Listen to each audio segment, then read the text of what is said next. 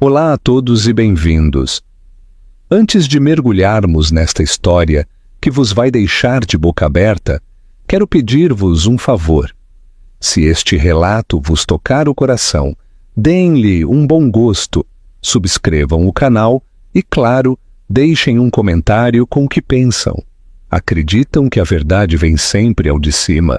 O ar no Tribunal de Família da Terceira Vara de Lisboa era denso, com o aroma de um perfume caro e uma animosidade palpável.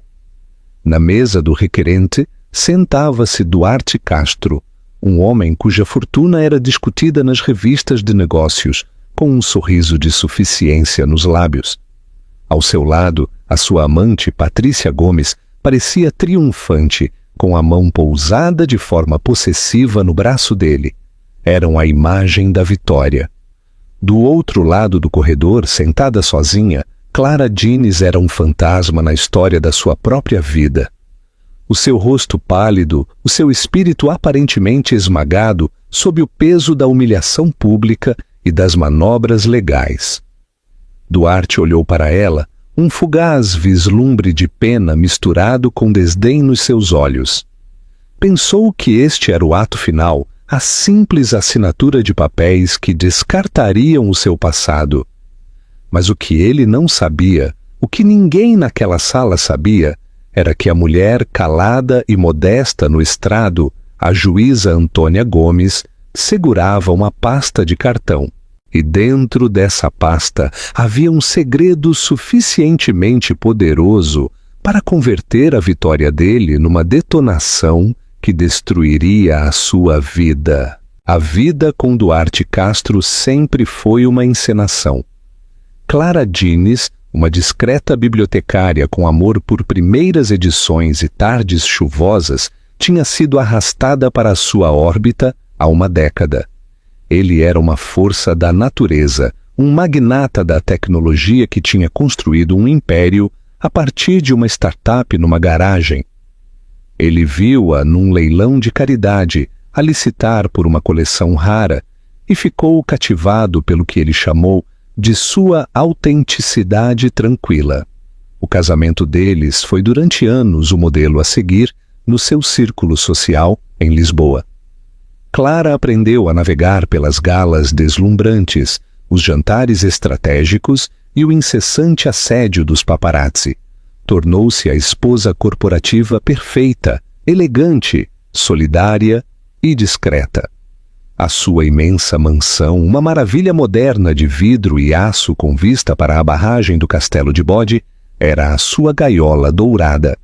Ela encarregava-se da arte, do pessoal de serviço e presidia as fundações de caridade que poliam a imagem corporativa dos Castro.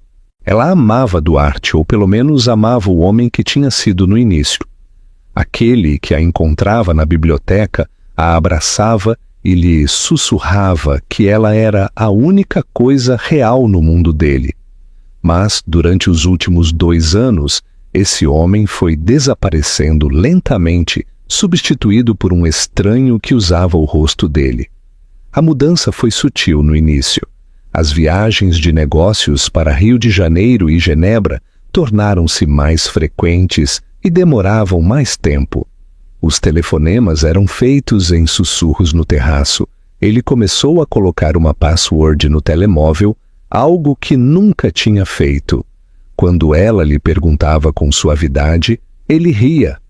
Espionagem industrial, gatinha. A paranoia é o preço do sucesso. Depois veio o cheiro, um perfume adocicado e enjoativo, nada parecido com a sua própria fragrância cítrica e leve que se agarrava aos fatos dele quando regressava das suas viagens.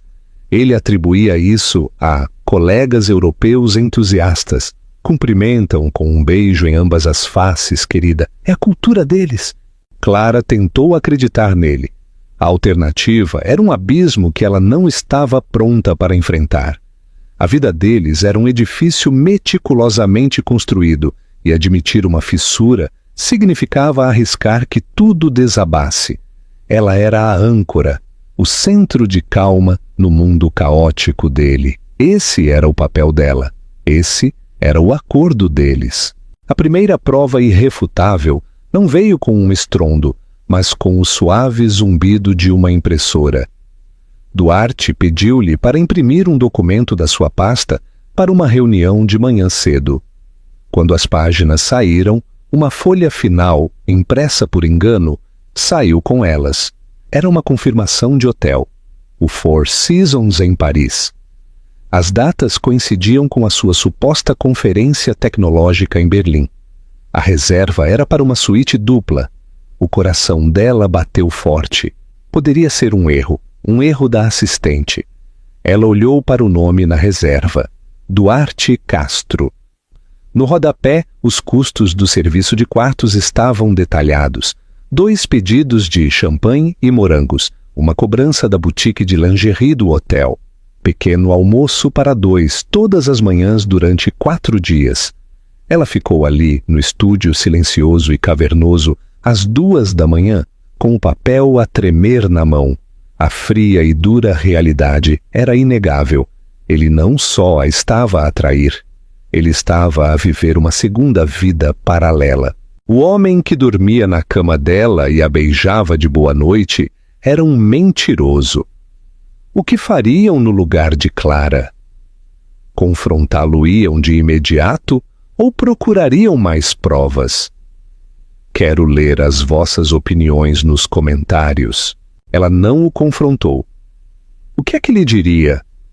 Ele negaria, distorceria e falaria sentir-se como se estivesse louca. Ele era um mestre da manipulação, uma habilidade que lhe tinha servido bem na sala de administração. E agora ela apercebia-se disso, na sua casa. Em vez disso, uma fria determinação começou a instalar-se na sua alma. Ela precisava de mais, precisava de provas inegáveis, algo que a sua lábia não pudesse explicar. A sua amiga, Inês Soares, uma advogada criminalista feroz, que ela conhecia desde a universidade, foi a sua única confidente. Elas encontraram-se para tomar um café num canto isolado, longe dos olhares indiscretos do seu círculo social. Clara, tens de sair daí? Disse Inês, com voz firme, mas tingida de preocupação, depois de Clara lhe expor as suas suspeitas. Este homem vai deixar-te vazia até que não reste nada. Não posso simplesmente ir-me embora, Inês. Nós construímos uma vida. Há ações da empresa em meu nome, fundações de caridade. Ele construiu um império, corrigiu Inês suavemente. Tu decoraste o palácio enquanto ele entretinha a corte. Há uma diferença. Ele tem um acordo pré-nupcial, não tem? Clara acenou, sentindo uma onda de pavor. Ela lembrava-se vagamente de o ter assinado uma semana antes do seu casamento luxuoso. Ela tinha 24 anos, estava perdidamente apaixonada, e os advogados de Duarte tinham-no apresentado como uma mera formalidade, uma forma de proteger os seus ativos empresariais existentes. O seu próprio advogado, um jovem recomendado pelo escritório de Duarte, tinha-lhe dado um olhar superficial e dito que era padrão. Consegue-me uma cópia desse acordo pré-nupcial, disse Inês com os olhos endurecidos, e temos de descobrir quem é ela, um nome, um rosto, algo concreto, porque neste momento as tuas suspeitas são apenas fumo. Clara começou a observar, a escutar. Tornou-se uma detetive na sua própria casa. Foi um exercício exaustivo e destruidor para a alma. Ela notou uma nova corporação sob o guarda-chuva dos Castro. Gomes Holdings Internacional. O nome soou-lhe estranho. Pessoal, fez uma pesquisa rápida. A CEO era uma mulher chamada Patrícia Gomes. As fotos que apareceram eram de uma mulher deslumbrante, de cabelo preto azeviche, pelo menos 10 anos mais jovem do que Clara, com maçãs do rosto afiadas e um sorriso ainda mais afiado. Ela era frequentemente fotografada em eventos da indústria, de pé, um pouco demasiado perto de Duarte. A peça final e devastadora do quebra-cabeças encaixou-se numa tarde em que Duarte estava no duche. O telemóvel dele, deixado na mesa de cabeceira, vibrou. Uma mensagem iluminou o ecrã. Uma pré-visualização visível mesmo no ecrã bloqueado. De Patrícia G. Acabei de ver as fotos da inauguração da galeria. Parece tão cansada. Coitadinha. Mal posso esperar que estejas livre. Tenho uma surpresa para ti esta noite. Veste a gravata azul que te comprei. Clara sentiu o ar abandonar os seus pulmões. Parece tão cansada. Coitadinha. A crueldade casual, a pena condescendente, foi mais dolorosa do que um grito. Não só estava a ser substituída, o seu substituto tinha pena dela.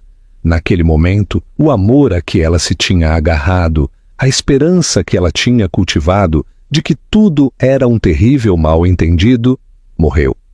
Murchou e transformou-se em cinzas, e no seu lugar formou-se uma fria e dura resolução.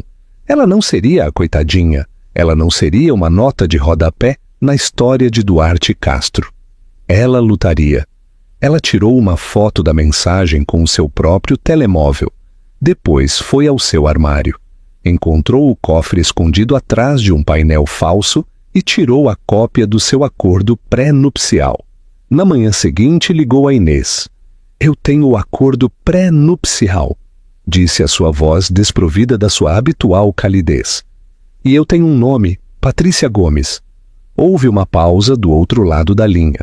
Está bem, Clara, disse Inês em voz baixa. Está bem, a guerra começou. A confrontação foi mais fria e brutal do que Clara poderia ter imaginado. Ela escolheu fazê-lo não num ataque de raiva, mas com uma precisão calculada. Ela esperou até um domingo de manhã, um momento que outrora foi só deles, cheio de jornais, café e conversas tranquilas. Ela sentou-se em frente a ele na mesa de mogno polida, no seu canto de pequeno almoço, banhado pelo sol. Ela colocou o telemóvel sobre a mesa entre eles, com a foto da mensagem de Patrícia a brilhar no ecrã. Duarte olhou para ela e por um segundo fugaz, um vislumbre de pânico cruzou o seu rosto. Desapareceu quase instantaneamente, substituído por uma máscara de aborrecimento cansado. Ele não negou, não pediu desculpa. Simplesmente suspirou como se ela fosse um tedioso problema de negócios que precisava de ser gerido. Clara, não vamos ser dramáticos, disse ele, dando um gole lento no seu café. As coisas mudam, as pessoas evoluem. Tivemos uma boa fase, mas já não estamos no mesmo caminho. A pura audácia do seu desprezo roubou-lhe a respiração. Uma boa fase, Duarte? Nós somos casados. Esta é a minha vida. Tu fizeste votos. Os votos são para românticos. Nós somos adultos. Este acordo beneficiou-te enormemente, disse, a sua voz a adquirir um tom corporativo cortante. Tu viveste uma vida de privilégio extraordinário. Eu dei-te tudo. Eu dei-te 10 anos da minha vida. A voz dela falhou, a emoção crua finalmente a quebrar a sua compostura. Eu apoiei-te. Estive ao teu lado. Eu geri todo este mundo que construíste para que pudesse ser livre para o conquistar. E tu pagas-me deitando-te com outra mulher e fazendo com que ela tenha pena de mim. Ele finalmente olhou para ela, os seus olhos tão frios e cinzentos como uma tempestade de inverno. Não sejas ingênua, é assim que o mundo funciona. Patrícia, entende-me. Ela faz parte do meu mundo de uma forma que tu nunca poderias ser. Ela é ambiciosa. É como eu. Esse foi o golpe mais profundo. Ele não só a estava a deixar por outra mulher, estava a deixá-la por uma versão melhorada de si mesmo. Estava a deixar Clara e tudo o que ela representava obsoletos. Eu quero o divórcio, disse ela. As palavras sabiam a veneno. Ele acenou, um sorriso fino e cruel a tocar os seus lábios. Eu concordo. De facto, a minha advogada, Dr. Amarta Teles, já redigiu os documentos iniciais. Será limpo, rápido e basear-se-á inteiramente nos termos do nosso acordo pré-nupcial. O nome Martha Telles deu-lhe um arrepio. Telles era um tubarão, uma advogada de divórcio de alto perfil, conhecida por desmembrar os seus oponentes no estrado.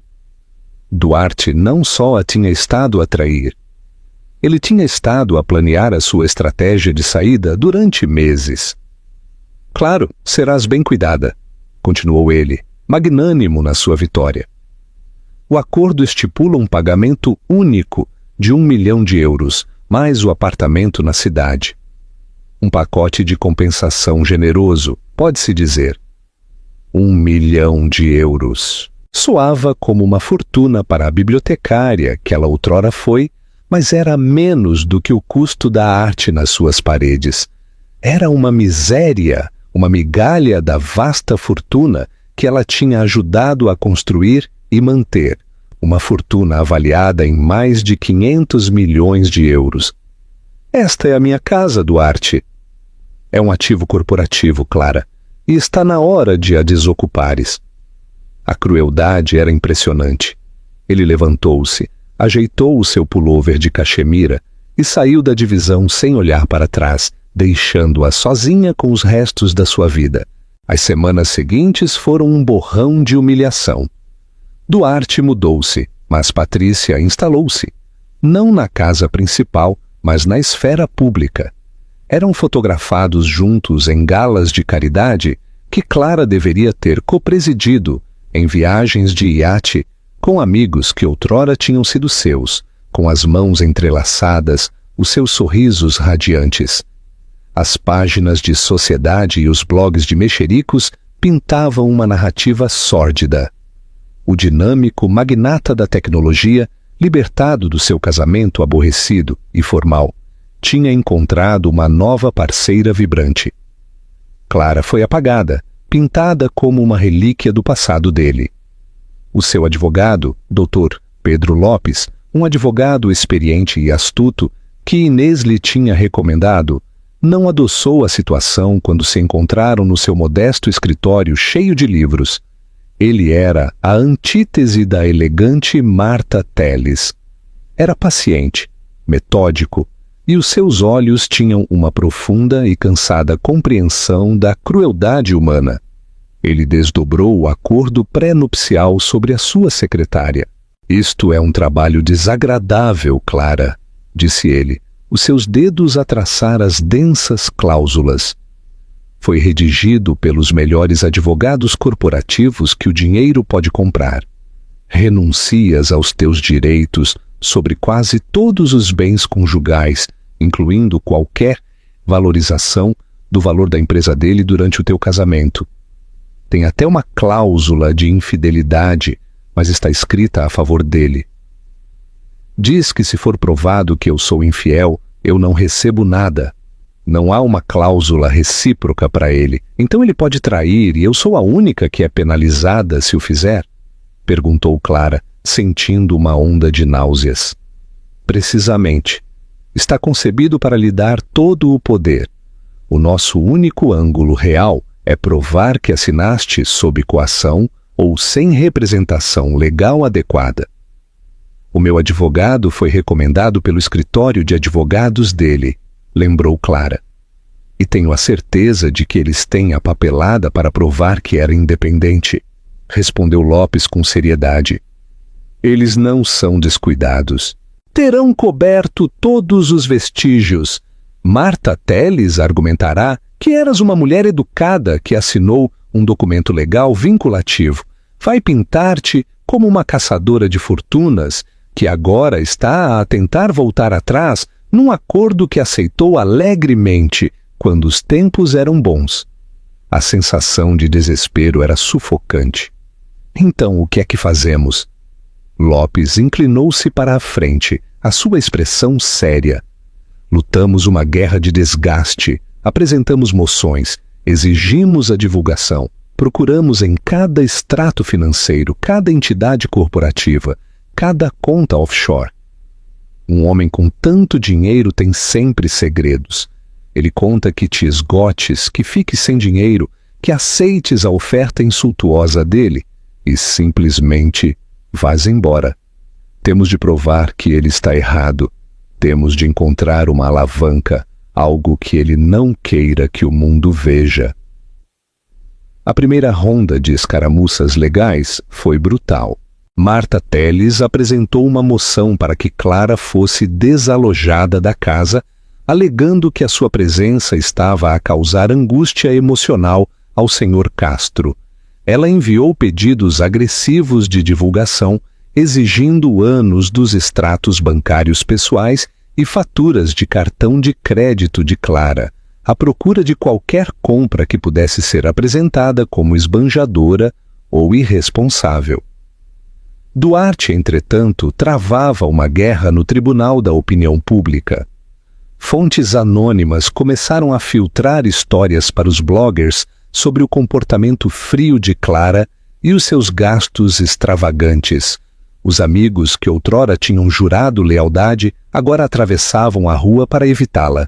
Ela estava isolada, sitiada e ficava rapidamente sem os fundos necessários para travar uma batalha legal prolongada contra um multimilionário.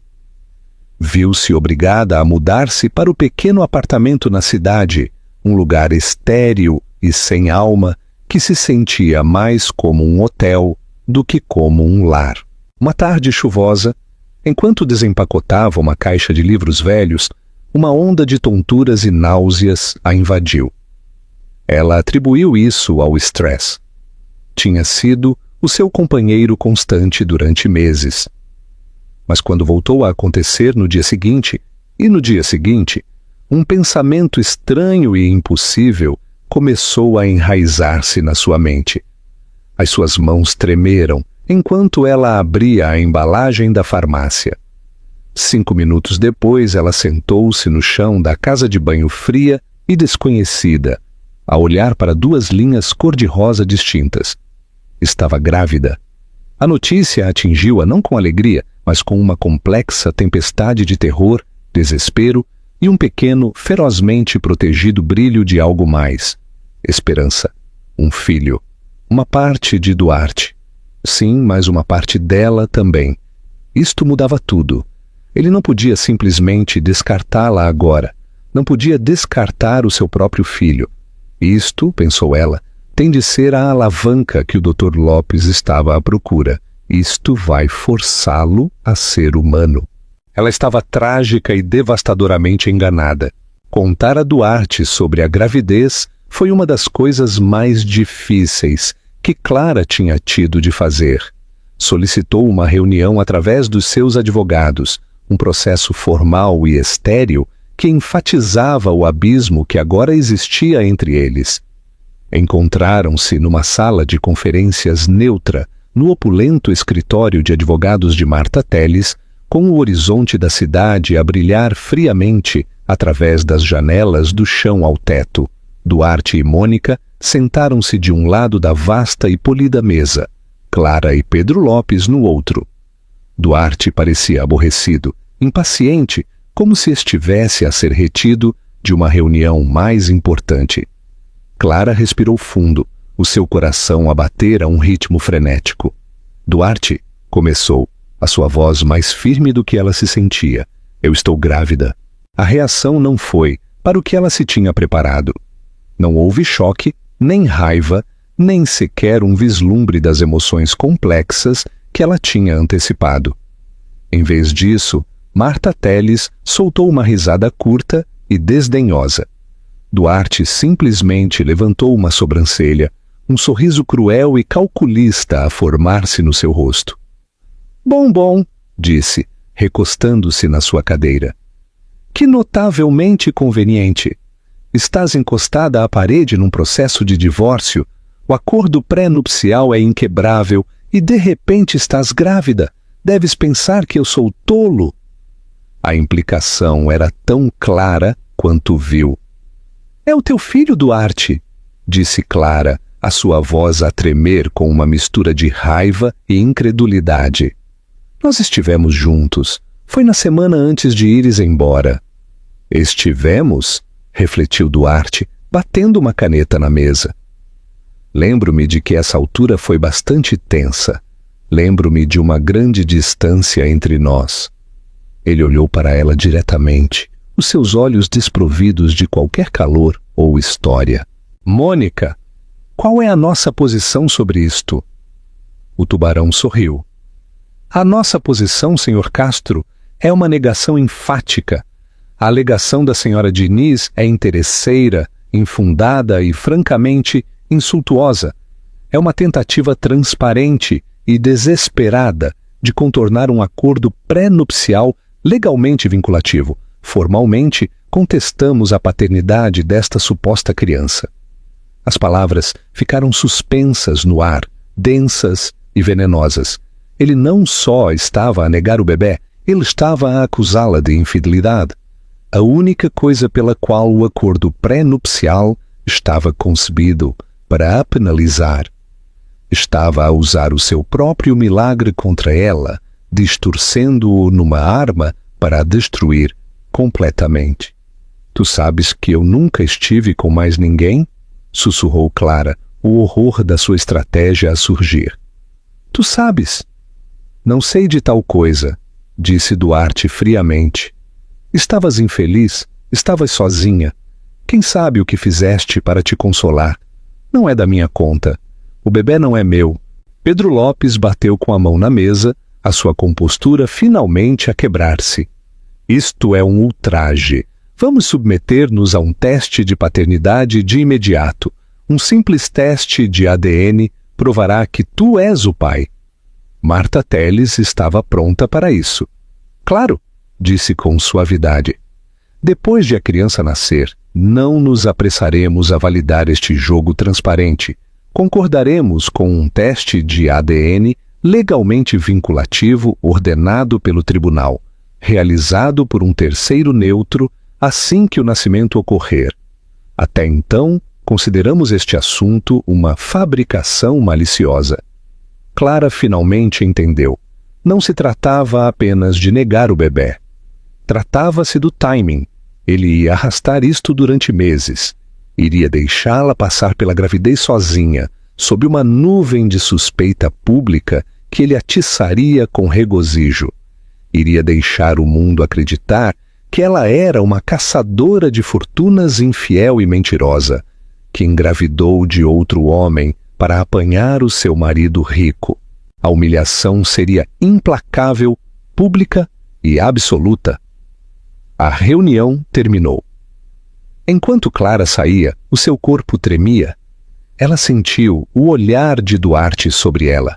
Não era um olhar de ódio, era um olhar de vitória. Ele tinha encontrado uma maneira de esmagar o pouco de espírito que lhe restava. Os meses que se seguiram foram um pesadelo vivo. Tal como ela tinha previsto, a narrativa foi filtrada para a imprensa.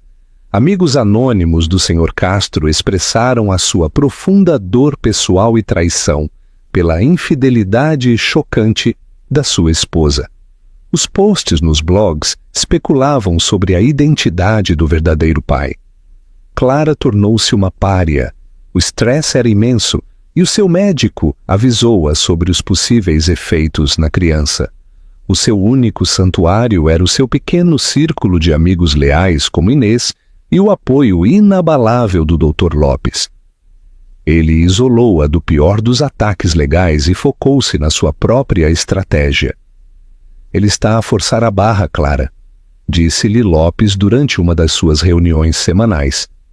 Este nível de crueldade, esta negação pública, mostra uma profunda arrogância. Ele acredita que é intocável. Pessoas assim cometem erros. Ainda estamos a investigar os extratos financeiros. Vamos encontrar algo. Clara deu à luz um menino saudável em pleno inverno. Chamou-lhe Mateus. Enquanto o segurava nos seus braços no tranquilo quarto do hospital, o mundo exterior, com seus advogados e acusações, desvaneceu-se. Ele era perfeito. Tinha os olhos dela, mas uma pequena covinha no queixo era inconfundivelmente de Duarte. Ele era a prova viva e respiratória da sua verdade. O amor que ela sentia por ele era um inferno feroz e protetor, que queimava o desespero e deixava para trás um núcleo de aço puro e inflexível. Ela já não estava a lutar apenas por si mesma, estava a lutar pelo seu filho.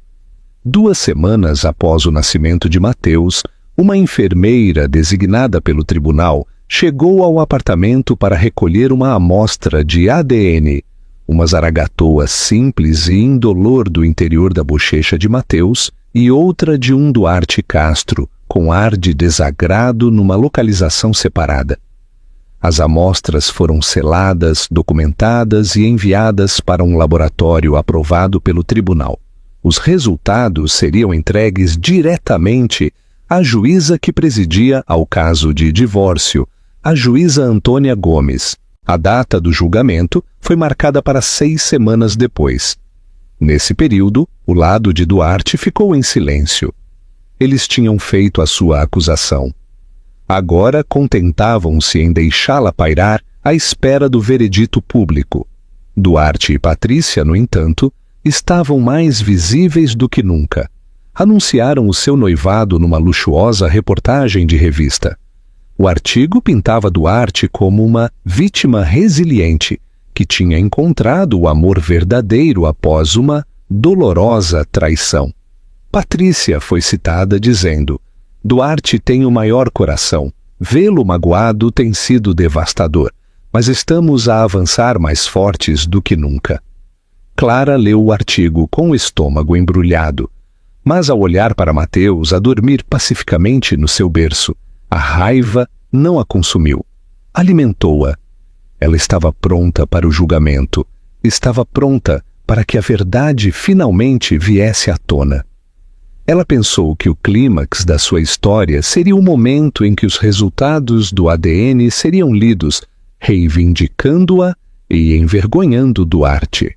Ela não tinha ideia de que a verdadeira bomba, aquela que Pedro Lopes tinha estado a reunir silenciosa e meticulosamente, era algo muito mais devastador. O teste de ADN era apenas o detonador. A verdadeira explosão ainda estava para vir. A semana anterior à data do julgamento foi um estudo de contrastes. A vida de Duarte Castro, conforme retratada nos meios de comunicação, era um turbilhão de sucesso e celebração. Ele fechou uma fusão multimilionária, consolidando o domínio da sua empresa no setor tecnológico. Ele e Patrícia eram o assunto da cidade, fotografados na ópera, com as cabeças juntas, a sussurrar e a rir. A narrativa estava estabelecida. Duarte Castro, o marido brilhante e agravado, estava a ressurgir das cinzas de um casamento tóxico, com a sua bela e inteligente noiva ao seu lado. A vida de Clara, pelo contrário, era silenciosa e circunscrita. Girava em torno dos ritmos tranquilos de um recém-nascido. Mamadas às 3 da manhã, mudas de fraldas e os suaves gorgolejos de um bebê a dormir. O apartamento na cidade, outrora um símbolo do seu exílio, tinha se tornado um santuário. Ela tinha se retirado do mundo, tinha se desinscrito dos sites de mexericos e tinha parado de ler os jornais. O seu universo inteiro tinha se reduzido à forma de vida, de 5 quilos, aconchegada nos seus braços. Esta vida tranquila e isolada deu-lhe uma estranha e inesperada clareza. A mansão, as festas, o estatuto social, tudo lhe parecia um sonho vazio. A única coisa que parecia real era o amor incondicional que sentia pelo seu filho. Pedro Lopes ligou-lhe 2 dias antes da audiência. A sua voz era diferente. Tinha perdido o seu tom cansado habitual e foi substituída por uma vibração baixa e intensa. Clara, eu preciso que estejas preparada para terça-feira, disse. As coisas podem ficar intensas. Eu estou pronta para os resultados do ADN, Pedro. Eu tenho estado pronta há meses. É mais do que isso, disse ele com uma pausa deliberada na sua voz. Os extratos financeiros chegaram. Tivemos de citar um conjunto de registros muito específico de um banco de investimentos nas Ilhas Caimão. Demorou meses a ultrapassar a burocracia. Mas nós conseguimos, e nós Encontramos algo. O que é que encontraram? Perguntou ela, o seu coração a começar a bater mais rápido. Não posso discutir os detalhes por telefone, mas eu quero que te lembres disto. A maior fraqueza de Duarte é o seu ego. Ele acredita que é o homem mais inteligente em qualquer sala. Ele planeou o divórcio de ti como uma aquisição corporativa, com uma meticulosa atenção a cada detalhe do acordo pré-nupcial. Mas ele ficou arrogante. Ele cometeu um erro, um grande. Escondeu algo, disse Lopes, a sua voz a descer para um quase sussurro. Algo que ele nunca, jamais quis que tu encontrasses. Algo que muda todo o panorama deste caso. Apenas mantenha calma no tribunal. Deixa-me a mim falar. Não importa o que Marta Teles diga. Não importa o quanto Duarte trouxe. Apenas concentra-te na juíza. Confia em mim. A natureza ameaçadora, mas esperançosa da sua chamada deixou Clara inquieta. O que poderia ser maior do que a negação pública do seu filho? Ela tentou imaginar o que poderia ser. Dinheiro escondido. Um negócio secreto. Mas a sua mente, exausta por meses de estresse e noites sem dormir, não conseguia captá-lo. Ela decidiu depositar a sua fé em Lopes. Não lhe restava mais nada. Na manhã da data do julgamento, ela vestiu-se com cuidado deliberado. Ela não escolheu um fato de poder ou um vestido vistoso. Ela usava um simples vestido cinzento carvão, de alfaiataria e modesto. Ela tinha o cabelo preso num coque simples e aplicou apenas um toque de maquilhagem. Ela não queria parecer uma vítima, nem queria parecer uma lutadora. Queria parecer o que era, uma mãe, uma mulher que tinha sido empurrada para o limite e tinha encontrado uma dignidade tranquila ali. Inês veio tomar conta de Mateus. Enquanto Clara beijava o seu filho a dormir, sussurrou: "Isto é por ti. Eu estou a fazer isto por ti." Entrar no tribunal foi como correr uma pista de obstáculos. Um pequeno grupo de fotógrafos tinha sido avisado e os seus flashes explodiram na cara dela. As suas perguntas eram gritadas como acusações. "Clara, é verdade que estás a exigir 50 milhões? Quem é o verdadeiro pai do bebê, Clara?" Ela manteve o seu olhar em frente, a sua expressão serena, e entrou pelas portas sem dizer uma palavra. Lá dentro, a sala do tribunal era um espaço estéril e impessoal de madeira polida e iluminação fluorescente, mas a tensão fazia o ar parecer denso e pesado. Ela tomou o seu lugar ao lado de Pedro Lopes, deu-lhe um aperto tranquilizador na mão por baixo da mesa. Um momento depois, as portas abriram-se novamente e um murmúrio percorreu a pequena galeria pública. Duarte Castro entrou e foi puro teatro. Ele vestia um fato Tom Ford perfeitamente feito à medida, parecendo menos um homem numa audiência de divórcio e mais como um CEO prestes a tocar a campainha de abertura, em Wall Street. No seu braço estava Patrícia Gomes, vestida com um elegante tailleur Chanel cor de creme. Eram uma visão de poder, riqueza e confiança absoluta. Eles não pareciam estar numa batalha legal, pareciam estar a assistir à sua própria coroação. Duarte encontrou os olhos de Clara do outro lado da sala. Ele deu-lhe aquele pequeno sorriso desdenhoso que ela tinha passado a detestar. Era um sorriso que dizia: "Perdeste, olha para mim, olha para ela, nós somos o futuro. Tu não és nada." Patrícia sentou-se na primeira fila da galeria, diretamente na linha de visão de Clara, uma jogada de poder estratégica. Cruzou as pernas, ajeitou a saia e fixou o seu olhar em Duarte, com uma expressão de pura adoração. Marta Teles chegou e falou com o seu cliente em sussurros baixos e confiantes. Todo o quadro estava concebido para intimidar, para projetar uma aura de invencibilidade absoluta. E para horror de Clara, ela sentiu um nó familiar de medo a apertar-lhe o estômago. E se Lopes estivesse errado? E se a sua arma secreta fosse um fracasso? Contra esta demonstração de força esmagadora, ela sentiu-se pequena e impotente mais uma vez. Então a voz do oficial de justiça cortou a tensão. Todos de pé. A juíza Antônia Gomes entrou na sala. Era uma mulher miúda de uns 50 e poucos anos, com olhos perspicazes e inteligentes por detrás de óculos de aspecto sério. Ela movia-se com uma economia de movimento que impunha respeito. Ela não olhou para os requerentes ou para os requeridos. Sentou-se, abriu um arquivo à sua frente e olhou para a sala. O seu olhar era imparcial, indecifrável e completamente no controlo. Estamos aqui hoje para adjudicar o processo de divórcio de Diniz contra Castro, começou a sua voz calma e clara. Eu revisei as moções preliminares, as divulgações financeiras e o assunto da paternidade contestada. Abordaremos a questão da paternidade primeiro, uma vez que tem uma influência material noutros aspectos deste caso.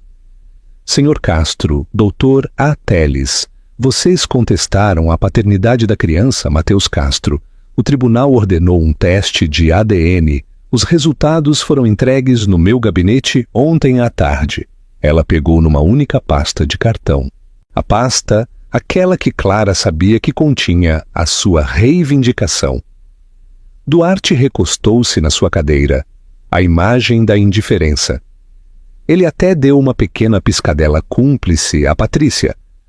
Ele estava a tratar todo o processo como uma formalidade tediosa. Ele tinha construído uma narrativa da sua infidelidade, e na sua mente, o sistema legal era apenas mais um palco para representar a sua versão da verdade. Ele confiava que, mesmo que a criança fosse dele, ele conseguiria dar a volta. Reclamaria que tinha sido temporariamente enganado, que Clara tinha sido manipuladora, que as suas dúvidas iniciais eram justificadas. Pediria desculpa com elegância, pintar-se-ia a si mesmo como um homem que tinha sido levado à suspeita por uma esposa enganadora e ainda assim sairia como o herói. A sua arrogância era um escudo e ele pensava que era impenetrável. A juíza Gomes abriu a pasta. A sala estava completamente em silêncio. O único som era o leve estalido do papel nas suas mãos. De acordo com o relatório certificado do Centro de Diagnóstico de ADN, disse a juíza, os seus olhos a percorrer a página, a probabilidade de paternidade para o pai examinado, o senhor Duarte Castro, em relação à criança Mateus Castro, é... Ela fez uma pausa, levantando o olhar do papel e fixando o seu olhar diretamente em Duarte. O seu sorriso vacilou pela primeira vez. De 99,9%. Um murmúrio coletivo percorreu a galeria. Clara fechou os olhos, uma única lágrima de alívio a traçar um caminho pela sua face. Vindicada. Finalmente. Pedro Lopes pôs-lhe uma mão tranquilizadora no braço. Fica comigo, sussurrou. Isto é apenas o começo. Duarte, por seu lado, recuperou rapidamente. Virou-se para Marta Teles, fingindo surpresa e uma espécie de alívio doloroso. Ele já estava a preparar a sua próxima performance. O pai aliviado, agravado, mas disposto a perdoar. Mas a juíza Gomes não tinha largado a pasta. Ela não tinha terminado. Bom, começou Marta Teles, pondo-se de pé. O meu cliente está obviamente chocado e aliviado por esta notícia. Foi-lhe dado motivo para acreditar no contrário, meritíssima, mas, claro, ele assumirá as suas responsabilidades. Sente-se, senhora Teles, disse a juíza, a sua voz cortando o ar como uma lâmina. A ordem foi tão aguda, tão inesperada, que Teles congelou, a boca ligeiramente aberta, antes de se afundar lentamente de novo na sua cadeira. O olhar da juíza estava agora fixo, duro e inflexível em Duarte Castro. Senhor Castro, disse, a calma na sua voz a torná-la ainda mais ameaçadora. A sua performance é muito convincente, mas temos outro assunto a discutir. Um assunto que surgiu das emoções de descoberta do Dr. Lopes no que diz respeito aos seus ativos financeiros, especificamente aqueles que o senhor não divulgou a este tribunal. O rosto de Duarte, que tinha sido uma máscara de alívio fingido, agora ficou rígido. O sorriso tinha desaparecido, substituído por uma expressão pétrea e cautelosa. Meritíssima, eu divulguei todos os meus ativos. As minhas finanças são um livro aberto. São, respondeu a juíza Gomes, um brilho perigoso nos seus olhos. Porque o que descobrimos, senhor Castro, é que o problema não são os livros que o senhor mantém abertos, são os que tenta manter permanentemente selados. Ela tirou outro documento de debaixo do primeiro. Isto, senhor Castro, é a documentação de um fundo fiduciário cego, um que o senhor estabeleceu há 3 anos, um fundo financiado com 5 milhões de euros em capital inicial, agora avaliado em muito mais, um fundo que convenientemente não listou nas suas declarações juradas financeiras. Marta Teles estava de pé de novo. Meritíssima, isto é uma emboscada. Nós não vimos este documento. Um fundo fiduciário cego para fins de investimento. É perfeitamente legal. É considerado um bem conjugal quando foi financiado com lucros conjugais, senhora Teles, e é certamente de interesse para este tribunal, replicou a juíza, a sua voz como gelo, especialmente quando consideramos o nome da única beneficiária do fundo fiduciário. Ela deixou o silêncio pairar no ar por um momento, os seus olhos a perfurar Duarte, que agora estava lívido. A beneficiária do seu fundo fiduciário secreto multimilionário, senhor Castro, declarou a juíza Gomes para a sala atordoada. É uma menina de 3 anos, uma menina chamada Sofia. Ela fez uma pausa de novo, deixando o nome ser assimilado. Depois soltou o golpe final e devastador. Sofia Gomes. O nome pairou no ar como gás venenoso. Sofia Gomes. Uma onda de confusão espalhou-se pela galeria, seguida de uma compreensão incipiente e horrorizada. Todos os olhos se viraram da juíza para Duarte, depois para Patrícia Gomes, na primeira fila. A sua máscara, perfeitamente composta de serena adoração, estilhaçou-se num 1.000.000 de pedaços. O seu rosto relaxou de choque, a sua pele a adquirir um tom branco fantasmagórico. Os seus olhos estavam arregalados com um terror que era parte exposição, parte traição. Duarte Castro parecia ter sido atingido fisicamente. O sangue escoou do seu rosto, deixando-o pálido e frágil debaixo do seu fato caro. A sua boca abriu-se ligeiramente, mas não saiu nenhuma palavra. O titã invencível da indústria, o homem que controlava todas as salas em que entrava, tinha ficado mudo. Pela primeira vez na sua vida adulta, ele estava total e completamente indefeso. Clara olhava. A sua mente lutava para processar a informação. Uma menina? Uma filha de 3 anos? Ele não só tinha estado a ter um caso durante os últimos 2 anos, tinha estado a viver uma vida dupla completa. Tinha outra família. Enquanto ela organizava as suas festas e geria o seu lar, ele estava a sustentar uma filha secreta com a sua amante. A mentira não era um desenvolvimento recente. Era uma parte profunda e fundamental do seu casamento. A crueldade era espantosa. Ele a tinha acusado publicamente de infidelidade, de tentar apanhá-lo com um filho que não era dele, enquanto ele próprio escondia um filho seu. A sua justa indignação, a sua performance como o marido agravado, era toda uma mentira monstruosa e cínica, concebida para encobrir o seu próprio e mais profundo engano. A juíza Gomes foi implacável. Ela segurou um terceiro documento. Dado o estabelecimento deste fundo fiduciário secreto para uma criança não matrimonial, o tribunal considerou prudente procurar um esclarecimento. Emitimos uma segunda ordem selada, Sr. Castro. Uma ordem para um teste de ADN para Sofia Gomes. Patrícia soltou um pequeno soluço sufocado. Este era um detalhe que nem sequer ela tinha antecipado. Ela tinha sido traída tão seguramente quanto Clara. Duarte a tinha mantido a ela e a filha como um segredo conveniente e financiado. Mas claramente ele nunca teve a intenção de que se tornassem uma parte legítima da sua vida pública. Ela era um peão no seu jogo, e só agora se apercebia disso. Os resultados dessa prova também estão aqui, continuou a juíza, a sua voz a ressoar com a clara e fria autoridade da justiça absoluta. Confirmam com uma probabilidade de 99,9% que o Sr. Duarte Castro é o pai de Sofia Gomes. A sala do tribunal explodiu numa cacofonia de sussurros frenéticos. Marta Teles sussurrava freneticamente para Duarte, que parecia incapaz de a ouvir, os olhos fixos na juíza com horror absoluto.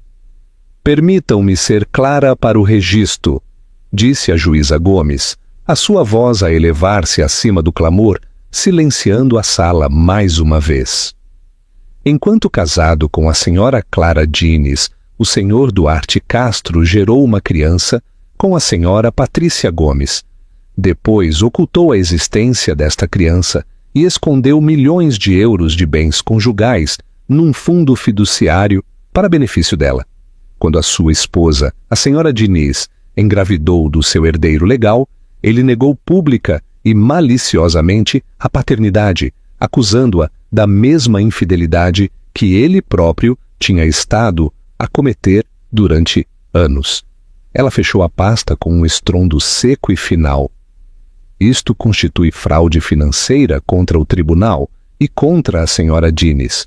Demonstra um padrão de engano que, francamente, é chocante na sua escala e crueldade. Anula a cláusula de infidelidade do acordo pré-nupcial. Aquela que só penaliza a senhora Diniz, devo acrescentar. De facto, dada a evidência de fraude e má-fé, estou inclinada a decidir que todo o acordo pré-nupcial é inaplicável. Marta Teles pôs-se de pé num salto. Meritíssima, objetamos. Isto é um abuso de poder flagrante. O meu cliente...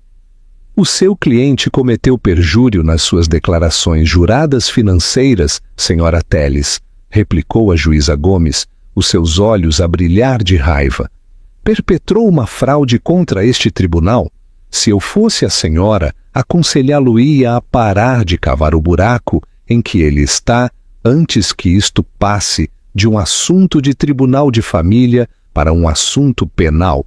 Sente-se. Teles, parecendo tão atordoada quanto o seu cliente, afundou-se de novo no seu assento, derrotada. O olhar da juíza suavizou-se apenas por um momento ao olhar para Clara. Pela primeira vez ela viu-a não como uma requerente, mas como uma mulher, uma mãe que tinha suportado uma traição inimaginável. Senhora Diniz, disse, a sua voz agora tranquila, mas firme, este tribunal não permitirá que seja mais vitimada. Deixamos de lado o acordo pré-nupcial. Todos os ativos adquiridos durante os 10 anos do seu casamento serão considerados bens conjugais, sujeitos a uma divisão 50-50. Isto inclui a valorização atual das ações da empresa do Sr. Castro, adquiridas durante esse tempo, todos os bens imóveis e, claro, o conteúdo completo do Fundo Fiduciário Gomes. Os números eram astronômicos. Não era 1 milhão de euros. Era mais perto de 250 milhões. Além disso, continuou a juíza, os seus olhos voltando para o homem pálido e suado em frente a Clara. A pensão de alimentos será calculada para o seu filho, Mateus Castro, com base no rendimento real dele, e será retroativa à data do nascimento. A custódia total será concedida à senhora Diniz. Claro, Ele terá direitos de visita se escolher ser pai do filho que tão cruelmente negou. Duarte finalmente quebrou. Desmoronou-se para a frente, colocando a cabeça nas mãos, o sorriso, a confiança, a arrogância. Tudo tinha sido despojado, deixando para trás um homem vazio e derrotado. Ele não só tinha perdido metade da sua fortuna, ele tinha perdido o controlo. O seu mundo meticulosamente desenhado, construído sobre mentiras e manipulação, tinha sido derrubado por uma bibliotecária tranquila, um advogado metódico e uma juíza que acreditava na verdade. Na primeira fila, Patrícia Gomes começou a chorar. Não lágrimas tranquilas e dignas, mas soluços feios e entrecortados de uma mulher cujo futuro inteiro tinha acabado de ser desmantelado publicamente. O seu sonho de se tornar a próxima senhora Castro tinha se evaporado. Agora ela era apenas a outra mulher, a mãe da filha secreta, uma co-conspiradora num fraude que nem sequer tinha compreendido por completo. Clara observou o desenrolar da cena, mas não sentiu alegria nem um regozijo triunfante. Sentiu uma profunda e cansada sensação de libertação. Era a sensação de um peso pesado, um que ela tinha carregado durante anos, que finalmente se levantava dos seus ombros. Ela olhou para Pedro Lopes e ele deu-lhe um aceno lento e respeitoso. Eles tinham conseguido. Eles tinham encontrado o canhão. Ela pôs-se de pé e pela primeira vez em muito tempo sentiu-se alta. Não olhou para Duarte, não olhou para Patrícia, olhou diretamente para as portas no fundo da sala do tribunal. Ela virou-se e saiu, os seus passos firmes e seguros, deixando os restos da vida de Duarte Castro para trás. Ela tinha um filho para voltar para casa. Se esta história de justiça e empoderamento te tocou a alma, dá o teu gosto. Partilha-a com alguém que precise de a ouvir e não te esqueças de subscrever o nosso canal. Temos muitas mais histórias da vida real a caminho, contos de traição, resiliência e o triunfo definitivo do espírito humano. Clica no sino de notificações para não perderes nenhuma. Obrigado por ouvires.